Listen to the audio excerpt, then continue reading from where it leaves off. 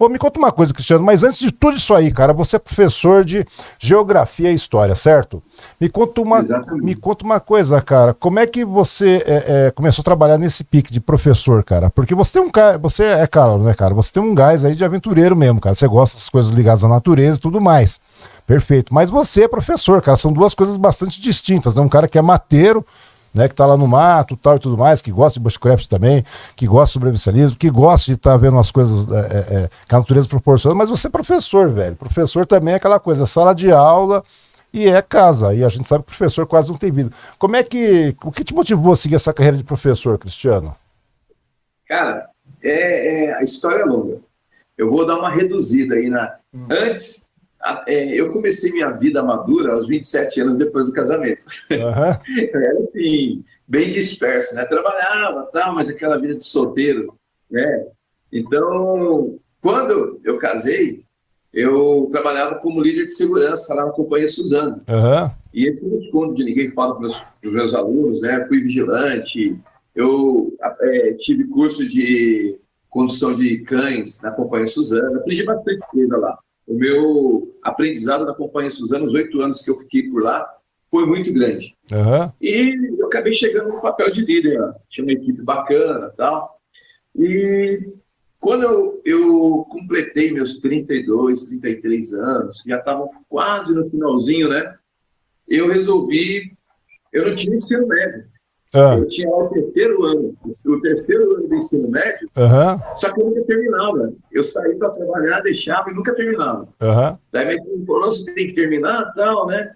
E, em dado momento, eu tinha até aquela prepotência, a sou líder da Companhia Suzana, eu vou conseguir serviço, sair daqui, né? Uhum. Daí eu acabei fazendo supletivo lá, fiquei sem disponibilidade de horário, e isso gerou aí uma problemática no serviço, até que eu acabei sendo demitido do serviço. Eu até entendi o porquê, né, dessa demissão, Uhum. mas eu saí bem assim, seguro de que eu iria encontrar um outro serviço. Rapaz, aqui no Brasil é muito complicado, a pessoa que completa 30 anos para cima, e você não é recolocado de imediato no mercado de trabalho se você não tem uma qualificação na mão de obra, Sim, isso é verdade. né?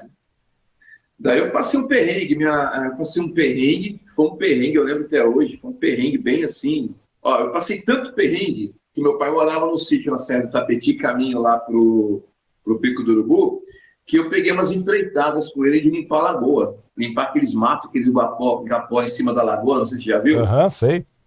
Olha que lá dá um trabalho danado para limpar, você encontra cobra, traíra, abelha, marimbondo, e tive que fazer os bicos. Daí acontece que um conhecido meu, um vizinho meu, né? Ele falou: ó, eu estou trabalhando lá na Valtra, tem um serviço lá, né? Não sei se eu posso dar nomes aqui dos empregos, Sim, né? Mas fica eu a seu vou. critério, meu querido. Fala à vontade. Aí eu peguei e entrei lá como um cargo que estava sendo extinto, que era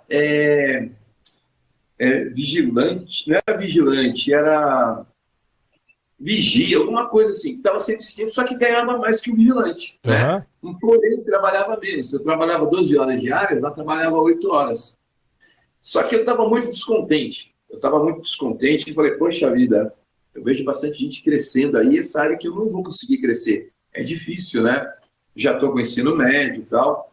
E eu sempre gostei, Osmar, eu sempre gostei de leitura. Aham. Eu sempre comprei revista, tudo quanto é tipo de revista, livros. Sempre tive uma biblioteca em casa, né?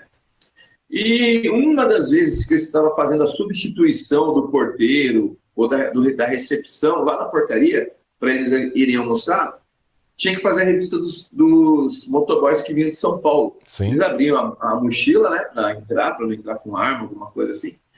E um deles deixou cair um monte de livro de história. Eu falei: você faz faculdade? Ele falou: faço, né? Para mim, a faculdade era bicho de sete cabeças. Era uma coisa Eu falei: não inatingível, né? consegui fazer a faculdade. Hã? Era uma coisa que você achava que era um tanto quanto inatingível, eu diria assim, não é isso? Cara, assim, isso é cultural, viu? É cultural, porque antigamente plantavam na minha cabeça: olha, você viu que fulano passou na faculdade, você viu que ciclano passou? Só que assim, Osmar, não desmerecendo a faculdade Sim, particular, mas a claro. faculdade particular ela quer a sua mensalidade. Ela vive disso, né? Então, no processo seletivo numa particular, muitas vezes é muito fácil de você realizar. Eu não tinha essa consciência, essa concepção. Para mim era muito difícil, era tudo a mesma coisa.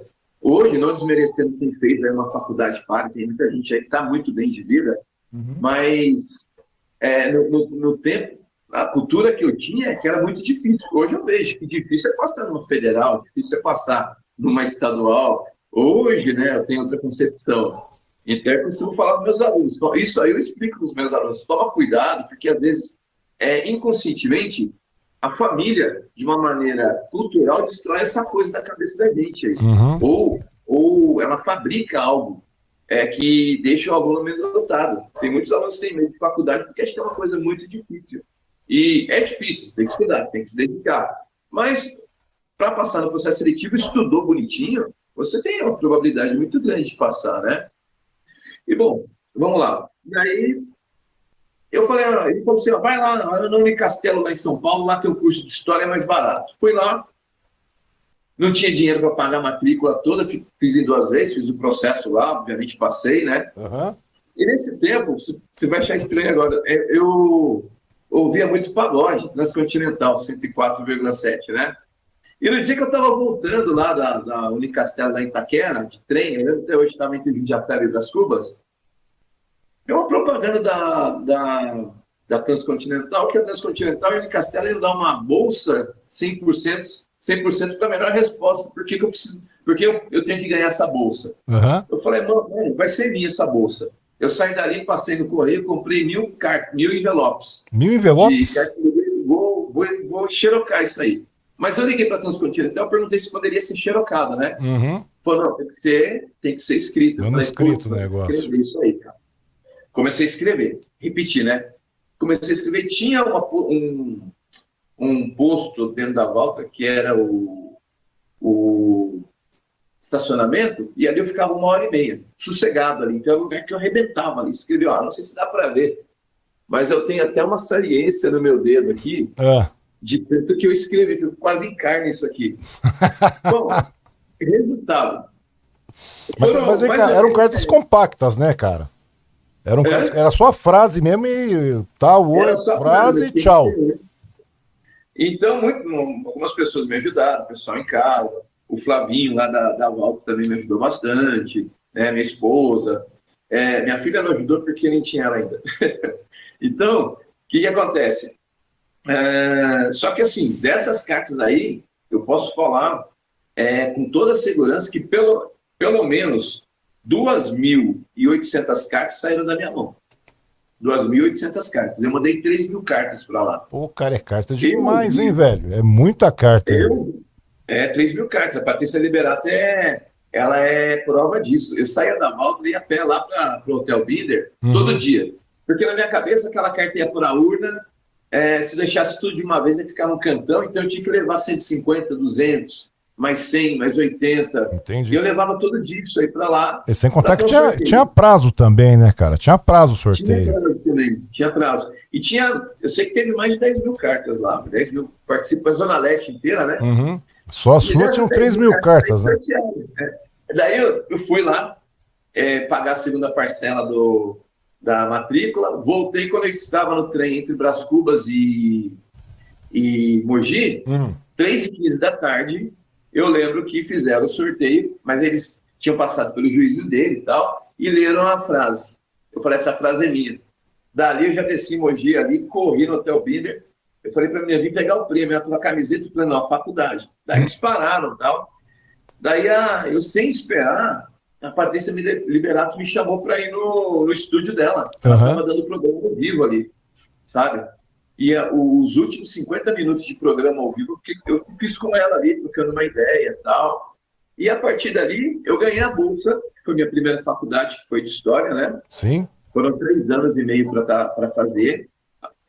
A gente percebe, a bolsa você economizou muito. No entanto, o deslocamento daqui para lá, o perrengue que eu passei, o trabalho. E quando eu comecei a fazer a faculdade, 6 meses depois, eu fui demitido, porque eu fiquei sem disponibilidade de horário.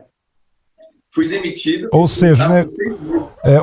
A coisa realmente é complicada, né? Se você escrever 3.000 cartas, você acaba sendo demitido, né? Você acaba ficando sem emprego, Porque o problema...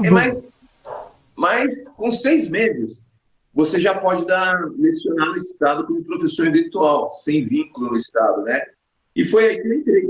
Em 2006, no segundo semestre, eu entrei como professor eventual.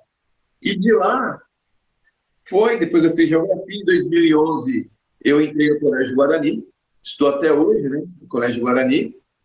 E, cara, de lá para cá, o meu dom mesmo era ser professor, né? Hoje eu tenho 2 faculdades. Uhum. Posteriormente, eu fiz o curso de técnico de guia de turismo também, né? Uhum. E, enfim, essa é a história.